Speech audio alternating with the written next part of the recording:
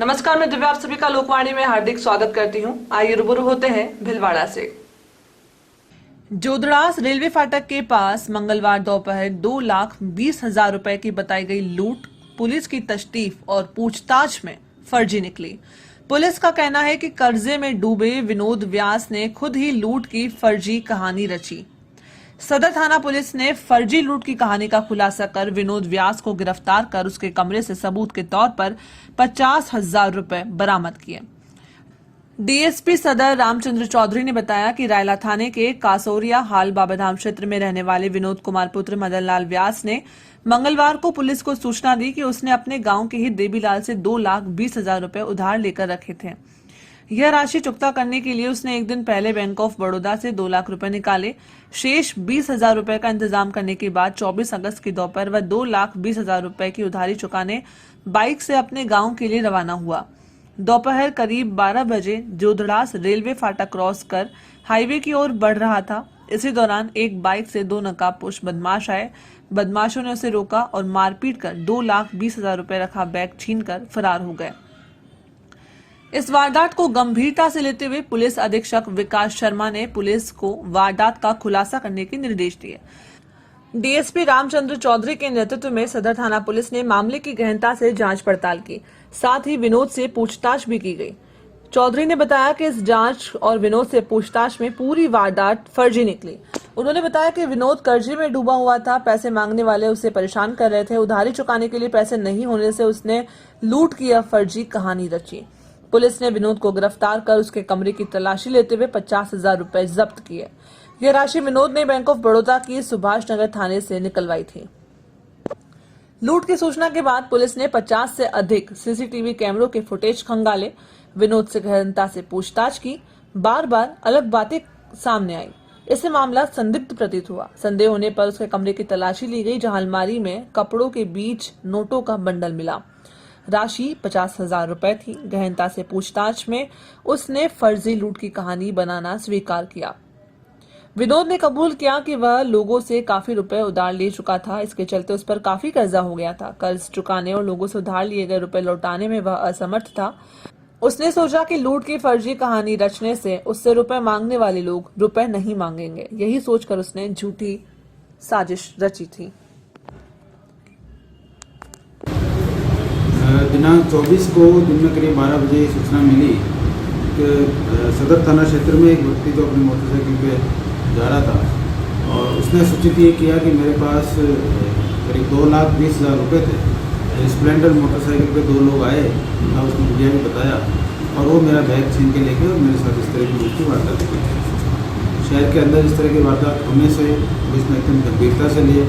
मौके पर तुरंत हमारे डीवाईएसपी साहब, एसएसपी साहब और संपूर्ण जो टीम इनकी उसको लेके पहुंचे और गहनता से मौके का अवलोकन किया।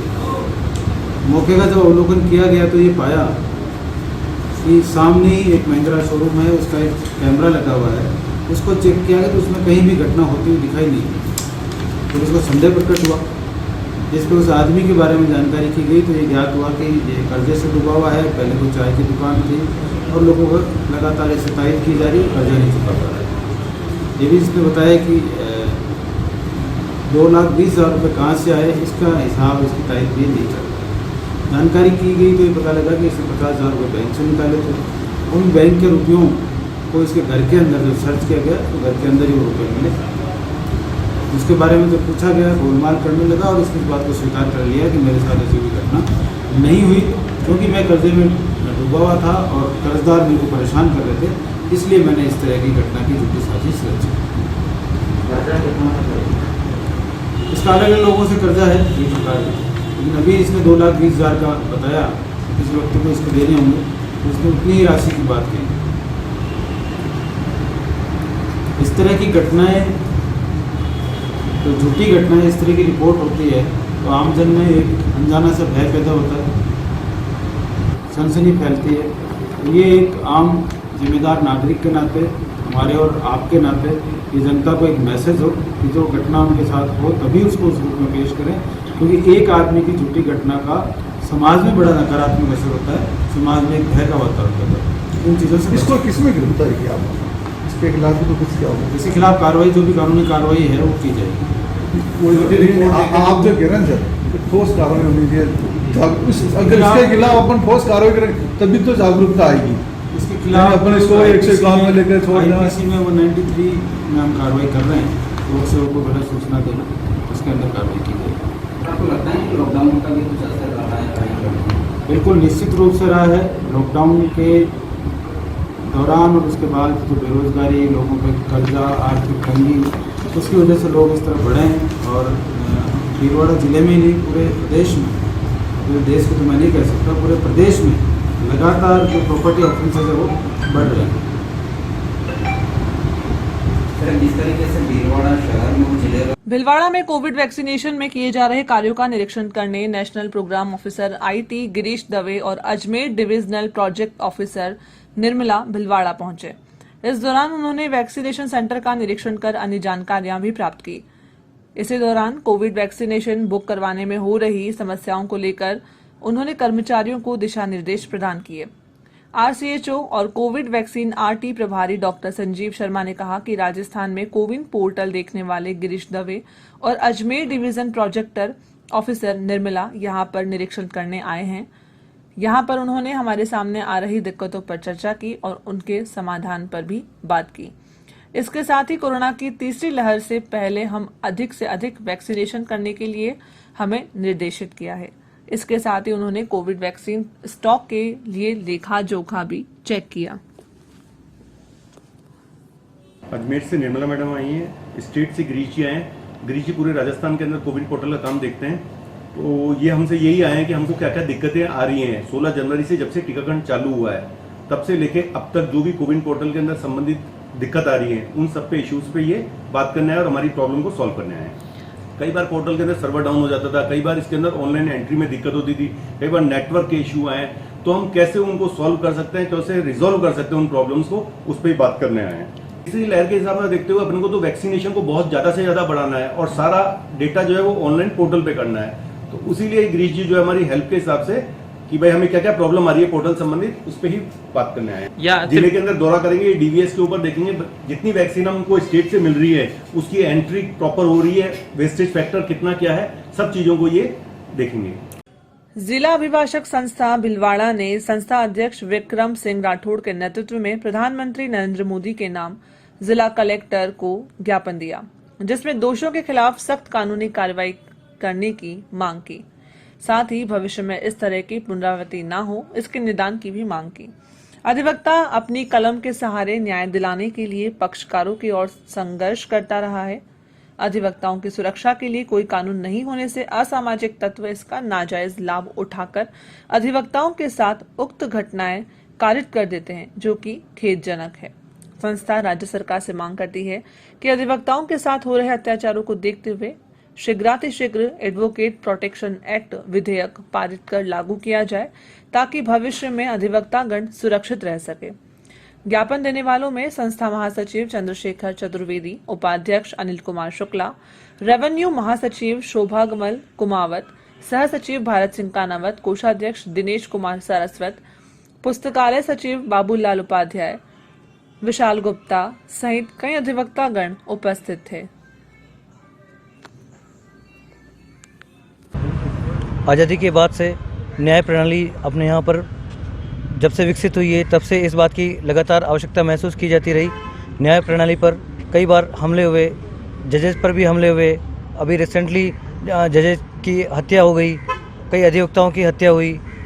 हम अभियुक्त गणों की पैरवी करते हैं और जो अपराधी लोग हैं वो कई बार धमकियाँ भी देते हैं एडवोकेट्स को, और इस तरह की हमेशा समस्या आती रहती है। तो एक सुरक्षा को लेके हमेशा ये माना जाता रहा कि इसके लिए एक प्रोटेक्शन बिल आना चाहिए जो कि एडवोकेट की हिफाजत कर सके। जो आदमी कानून की पैरवी कर सकता है उसकी सुरक्षा के लिए कोई न कोई इस तरह का बिल हो, ताकि कि एक कोई भी अपराधी सीधे अस्मिता पर हमला न कर सके। इसके लिए आज हमने ज्ञापन दिया है, जिसमें हमने ये मांग की है कि ये जो प्रस्तावित बिल है इसे अतिशीघ्र पास किया जाए और इसे लागू करके और सभी अधिवक्ताओं को सहयोग किया जाए। विक्रम सिंह राठौड़, अध्यक्ष जिला अभिभाषक संस्था भिलवाड़ा। तपाचार्या जैन साध्वी जयमाला की सुशिष्या साध्वी चंदनबाला ने महावीर भवन आश्रम में आयोजित धर्म सभा में बोलते हुए कहा कि आत्मा अविनाशी है, यह अजर अमर है, एक शरीर को छोड़कर दूसरे शरीर में प्रवेश कर जाती है। आत्मा का जितना शुद्धिकरण होगा उतना जीवन वर्तमान और भविष्य का अच्छा होने वाला है। जैन धर्म किसी चीज को अपनाने के लिए विवश नहीं करता है। अपने विवेक को जागृत करो, स्वयं मनन करो कि क्या सही है और क्या गलत। सभा में साध्वी आनंद प्रभा ने कहा कि पाप का मार्ग पतन का मार्ग है। हिंसा, चोरी, कपट, व्यभिचारी ये पाप की श्रेणी में आते हैं। इन सब से बचकर रहें ताकि भव भवांतर में भटकने से बचे रहें। जिस देश में हम रहते हैं वहां के मान, सम्मान, गौरव, संस्कारों को ध्यान में रखते हुए अपनी वेशभूषा, आभूषण और भोजन का विवेक रखें। साध्वी सुरभिश्री ने प्रार्थना सभा में भक्तामर के पाठ का वाचन किया। तपस्वी बहन सुधा राजेंद्र राका ने 10 उपवास के प्रत्याख्यान लिए। बाहर से आए हुए आगंतुकों का संघ की ओर से स्वागत किया गया।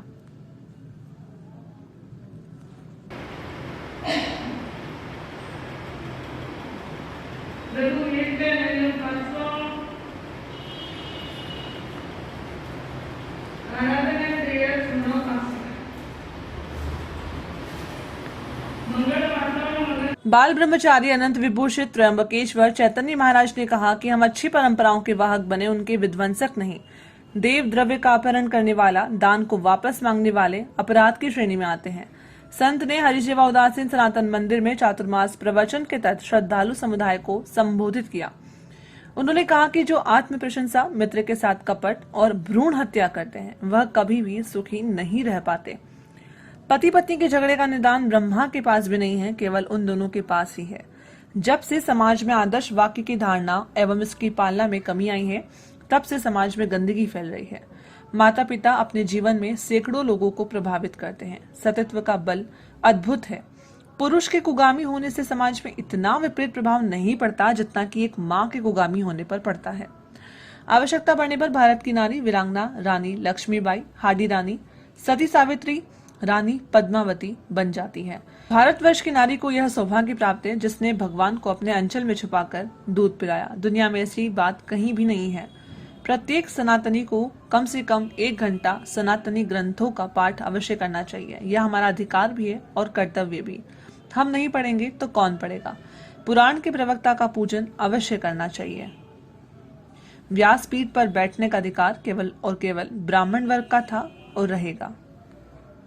आयोजक परिवार के राधेश्याम अग्रवाल ने बताया कि हरिसेवा उदासीन आश्रम सनातन मंदिर में महामंडलेश्वर हंसराम उदासीन महाराज के सानिध्य में प्रवचन प्रतिदिन अपराह्न 3 से शाम 5 बजे तक चल रहे हैं। संयोजक परिवार के छीतरमल, कृष्ण गोपाल और प्रहलाद अग्रवाल ने बताया कि संत श्री के साथ दंडी स्वामी प्रभुदाश्रम महाराज, नरसिंह महारती महाराज, आचार्य हरिओम महाराज, स्वामी नारायण महाराज, ब्रह्मचारी देवेश महाराज भी ज्ञान की गंगा बहा रहे हैं।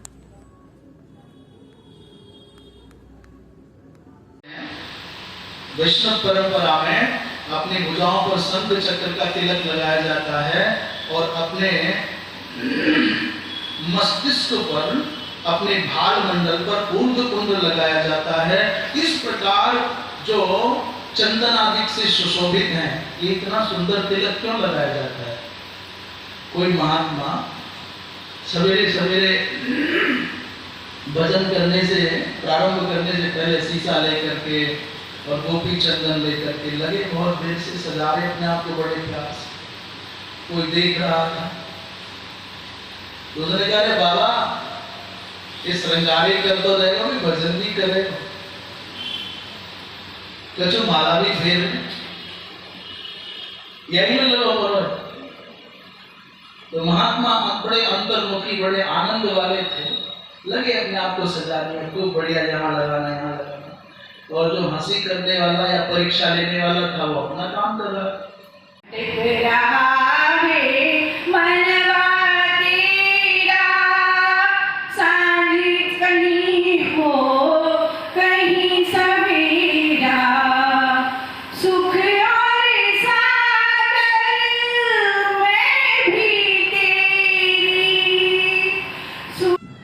विप्र फाउंडेशन ने पूरे भारत में महिलाओं द्वारा मेघ मल्हार महोत्सव मनाया जा रहा है। इस कड़ी में भिलवाड़ा शाखा द्वारा प्रदेश अध्यक्ष ज्योति आशीर्वाद के नेतृत्व में अजमेर रोड स्थित होटल पर विप्र फाउंडेशन महिला प्रकोष्ठ ने कजली तीज महोत्सव बड़ी धूमधाम से मनाया। प्रदेश महामंत्री मानसी शर्मा ने बताया कि अखंड सुहाग, सौभाग्य और संतान प्राप्ति और रक्षा के लिए महिलाओं ने भाद्रपद कृष्ण तृतीया बुधवार को कजली तीज का व्रत रखा। महिलाओं ने जौ, चना, चावल, गेहूं का सत्तू बनाकर रात को चंद्र के दर्शन करके सत्तू से अपना व्रत खोला। बिंदिया शर्मा ने बताया कि इस कार्यक्रम में महिलाओं के लिए प्रतियोगिताओं का भी आयोजन किया गया, जिसमें मिसेज तीज का award Dimple Pancholi, best couple मौसमी हरीश ओझा एवं कुर्सी प्रतियोगिता में अंजू शर्मा प्रथम रहे। इन प्रतियोगिताओं में निर्णायक नीरू चतुर्वेदी, कल्पना सुल्तानिया, सुधा शर्मा को बनाया गया। इस कार्यक्रम में सारिका शर्मा, आशा शर्मा, अनुराधा ओझा, साधना शर्मा, बिंदु शर्मा, वर्षा शर्मा, ऋषा जोशी, निशा शर्मा, मोनिका औदित्य, अनीता शर्मा, दीप्ति शर्मा, गायत्री वैष्णव सहित कई महिलाएं उपस्थित रहीं।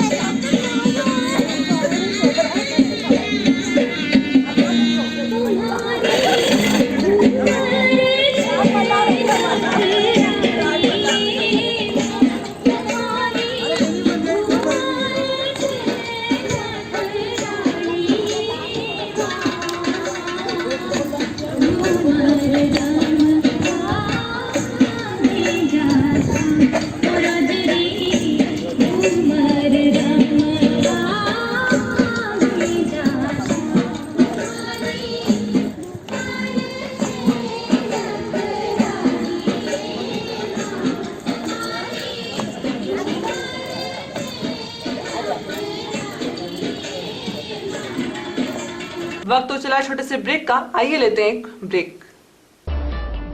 देव गार्डन रिसोर्ट नियर सोना resort, Sanganer road, Bhilwara.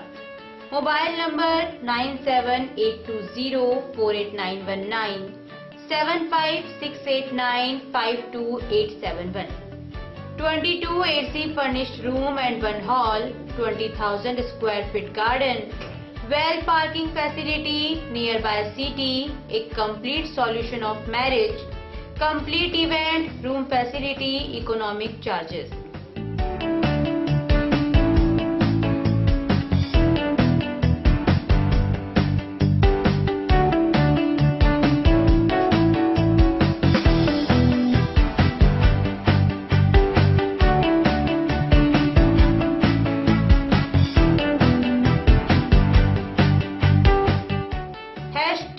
Multi cuisine family restaurant, Indian food, Italian food, lunch, snacks, Chinese fast food, breakfast, dinner, Punjabi food. Mahavir international diamond Bhilwara के विशेष सहयोग से व महावीर इंटरनेशनल कनक, जीतो लेडीज विंग, विप्र फाउंडेशन, भिलवाड़ा जिला माहेश्वरी सभा, भोपालगंज माहेश्वरी सेवा समिति, Lions club star, Lions club Bhaskar, Lions club शक्ति, लायंस क्लब प्रताप भिलवाड़ा के संयुक्त तत्वावधान में विश्व स्तरीय थायरोकेयर लैब मुंबई द्वारा 10 दिवसीय विशाल संपूर्ण शारीरिक स्वास्थ्य जांच शिविर एवं जांच रिपोर्ट का हेल्थ एक्सपर्ट द्वारा परामर्श। मात्र एक ब्लड सैंपल से पूरे शरीर की सामान्य एवं विशेष जांचें। एक विशेष पैकेज के तहत पूरे शरीर की 7,500 रुपए कीमत की जांचें मात्र 1,499 रुपए में। दिनांक 20 अगस्त से 29 अगस्त, समय प्रातः 6:30 बजे से 10:30 बजे तक। स्थान खांडल विप्र समाज छात्रावास, नीलकंठ महादेव मंदिर के पास, Shastri Nagar. Thyrocare centre, hotel Raghav complex, Mahesh Bhawan के सामने, roadway bus stand. Mobile number 7073777740, 7073777790। आवश्यकता है डोर टू डोर मार्केटिंग हेतु युवक युवतियों की। अपने बायोडाटा फोटोग्राफ के साथ संपर्क करें radiant digitech network private limited, Lokpani office, Mahila Ashram school के पास, पानी की टंकी के सामने, शाम की सब्जी मंडी भिलवाड़ा।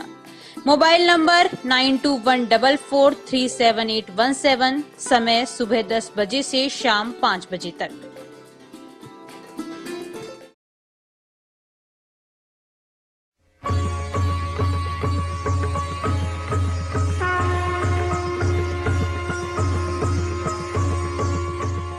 प्रज्ञानम ब्रह्म।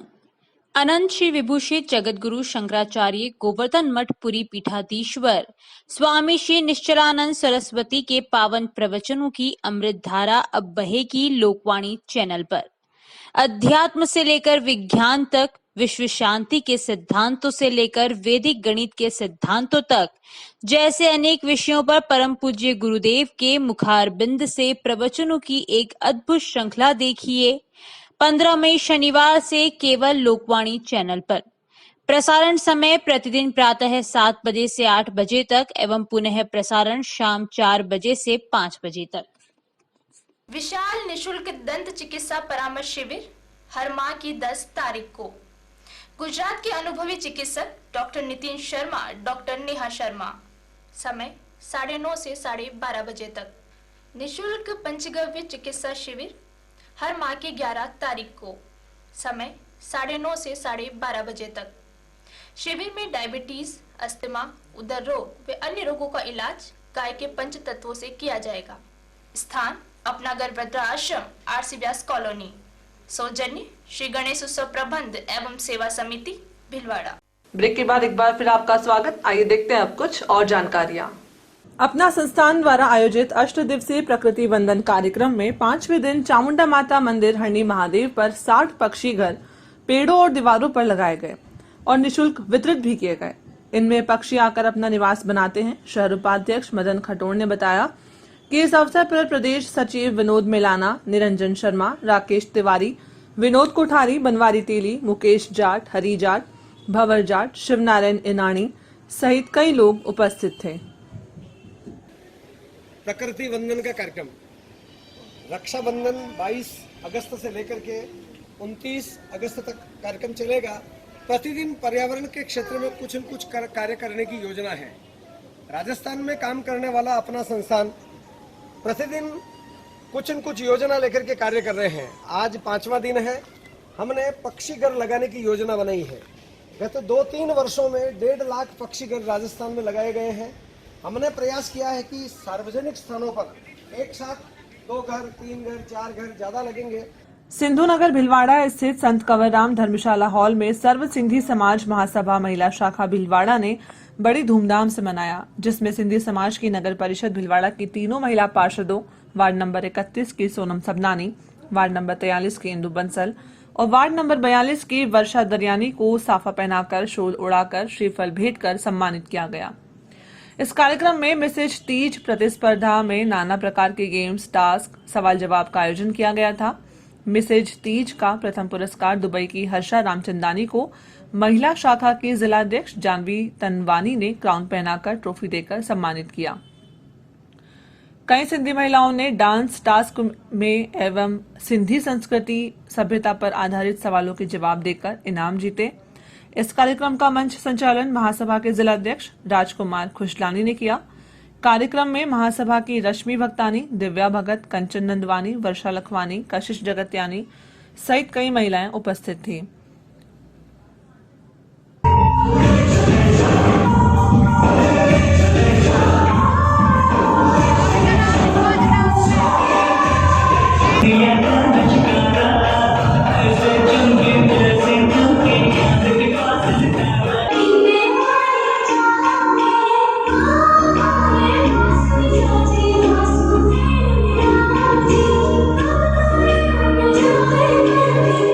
राजस्थान विद्युत श्रमिक महासंघ के आह्वान पर राजस्थान विद्युत प्रसारण श्रमिक संघ भिलवाड़ा संबंधित भारतीय मजदूर संघ ने बिजली की 5 कंपनियों में हो रहे निजीकरण के विरोध में अधीक्षण अभियंता टीएनसी भिलवाड़ा को मुख्यमंत्री के नाम धरना प्रदर्शन कर ज्ञापन प्रेषित किया। जिलाध्यक्ष शैलेंद्र सिंह राठौड़ ने बताया कि राजस्थान विद्युत प्रसारण में ग्रिड सब स्टेशनों का निजीकरण बेहद ही चिंताजनक विषय है।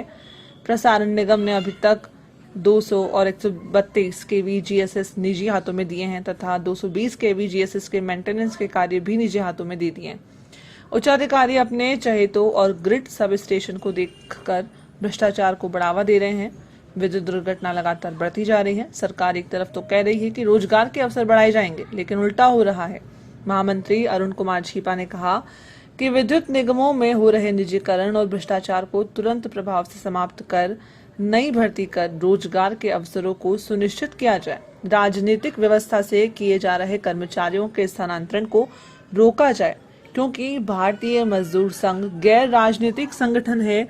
जो स्थानांतरण किए गए हैं उन्हें तुरंत प्रभाव से निरस्त किया जाए।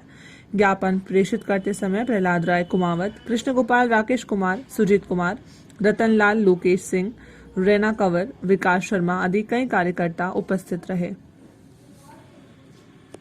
अखिल भारतीय तेली महासभा महिला मंडल जिला प्रवक्ता आशा जादव ने बताया कि भीलवाड़ा शहर के प्रसिद्ध धार्मिक एवं पर्यटक स्थल हरणी महादेव मंदिर पार्क में तीज का लहरिया महोत्सव मनाया गया। इस अवसर पर महिला जिलाध्यक्ष आशा पचोलिया ने बताया कि राजस्थान सरकार द्वारा रक्षाबंधन के त्योहारों पर महिलाओं को रोडवेज बसों द्वारा निःशुल्क यात्रा करवाने के आदेश पर अखिल भारतीय तेली महासभा महिला मंडल ने आभार जताया और कार्यकारिणी ने यह संकल्प लिया कि वे जब भी सफर करेंगी रोडवेज बस से ही सफर करेंगी। जिला महामंत्री रेखा नेणावा ने बताया कि ग्रामीण क्षेत्रों में कार्यक्रमों की शुरुआत होगी। साथ ही नेणावा ने बताया कि तीज लहरिया प्रतियोगिता में प्रथम स्थान पर आशा तेली, द्वितीय सीमा साहू और तृतीय स्थान पर आशा जादम रही। इसी प्रकार मेहंदी प्रतियोगिता में प्रथम स्थान पर मंजू सुनावा, द्वितीय स्थान पर पूजा कसोदनिया और तृतीय स्थान पर मंजू तेली रही, जिनका महिला मंडल ने तिलक लगाकर माला पहनाकर अभिनंदन किया। जिला प्रवक्ता आशा जादव ने बताया कि अखिल भारतीय तेली महासभा महिला मंडल ने शहर के अलग अलग क्षेत्रों में लगभग 101 महिलाओं ने तीज का लहरिया महोत्सव मनाया। इस मौके पर रेखा तेली, आशा साहू, आशा पचलोडिया, आशा तेली, रेखा नेणावा, ललिता तेली सहित कई तेली समाज की महिलाएं उपस्थित रहीं। नेशनल हाईवे 758 स्थित उप तहसील कारोई में काबरों का मोहल्ला वार्ड नंबर 3 और 4 में हरियाली तीज का पर्व गुरुवार को भादवे मास की शुक्ल पक्ष की तृतीया की तीज का पर्व महिलाओं ने धूमधाम से मनाया। 16 श्रृंगार किए, पकवान बनाए। वहीं हरियाली तीज का त्योहार सुहागन महिलाओं के लिए विशेष महत्वपूर्ण माना जाता है। कार्यक्रम में रेखा राकेश टेलर, अनु टेलर, रेखा अखिलेश टेलर, रेखा बबलू टेलर सहित कई महिलाएं उपस्थित रहीं। भारत विकास परिषद महाराणा प्रताप शाखा ने सेवा की कड़ी को आगे बढ़ाते हुए गणेश मंदिर गांधीनगर के पास प्याऊ का शुभारंभ किया। सचिव लक्ष्मीलाल शर्मा ने बताया कि भीषण गर्मी और मंदिर में आने वाले श्रद्धालुओं को शुद्ध जल सरल एवं सुगम रूप से मिल सके, इसके लिए परिषद ने प्याऊ का शुभारंभ किया है। इस दौरान प्रांतीय संरक्षक रामेश्वर काबरा, जिला सचिव मुकेश लाठी, शहर समन्वयक किशोर गौतम, प्रांतीय उपाध्यक्ष राधेश्याम सोमानी, प्रमोद राठी एवं अभिनंदन दरगढ़ आदि उपस्थित थे। अभी के लिए बस इतना ही। धन्यवाद।